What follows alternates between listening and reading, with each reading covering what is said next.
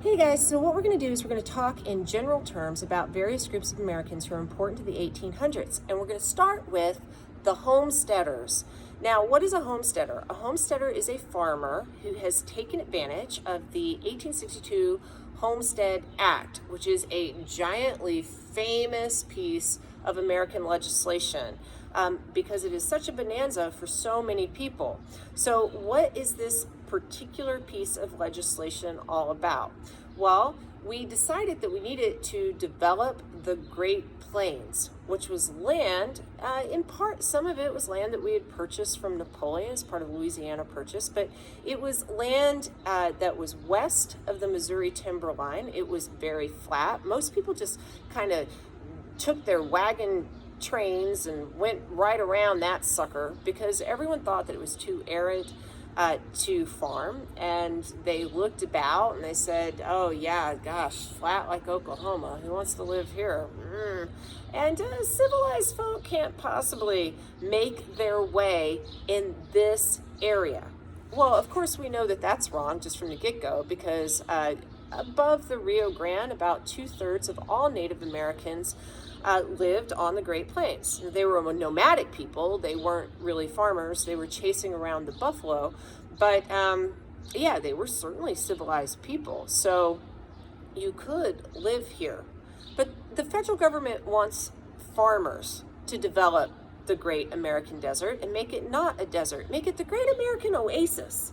So you get $10, you register, you put that money down, and we're gonna give you 160 acres of land with the promise that you will live on it and cultivate it for 5 years. And that's gonna be a bargain, right? It's gonna be awesome, because that is like finding a pair of Manalo Blahniks at TJ Maxx for $50, which would be insane.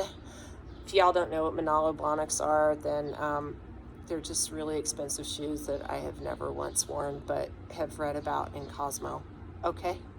So anyway, they all get their Manalo Blahniks in land, and they're out there, and they're gonna have a good time, right? Well, no, it's like when you get the high-heeled shoes that look beautiful and they give you blisters. Now you're out on the Great Plains, and those Native Americans who got there first are not going to like you. So they might want to kill you. That's not going to be a party. And then secondly, nothing else is out there. So, if you're tired and you want to go to a restaurant or something like that because it's been a long day, it's just going to be like the peak of the COVID pandemic. Nothing's open. Sorry, too bad, so sad. You got to stay in.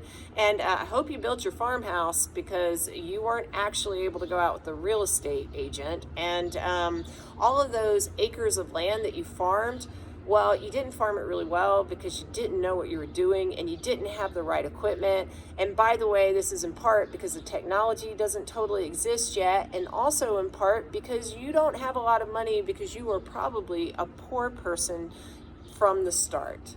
Like, you might be some poor Irish yokel who was pushed out of Ireland because your choice was, after the Irish potato famine or during the Irish potato famine, stay there and starve to death, or come here and maybe in the 1860s have to go fight in the Civil War, or go out on the Great Plains and try and make your way. So that means you don't have a lot of money to invest in equipment. So you're just trying to make your way, man. It's really hard.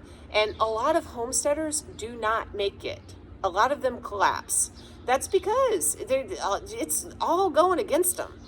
And so the government at some point sees that, and they actually sweeten the pot with the Timber Act of 1873, I think, 72, 73, in the 1870s. And they say, hey guys, if you just plant some trees, then it'll give you a windbreak. You'll be able to do better things. Stay for another 5 years. We'll give you more land, and you'll build up an estate. You'll be like landed gentry. It's going to be great. It's going to be great. Okay, some guys stick it out, but because they're lonely and they're by themselves and they're isolated, what they decide to do is pull up their bootstraps, yes, because to do this, you have to have a great deal of faith in your individual power to make something rise out of the land.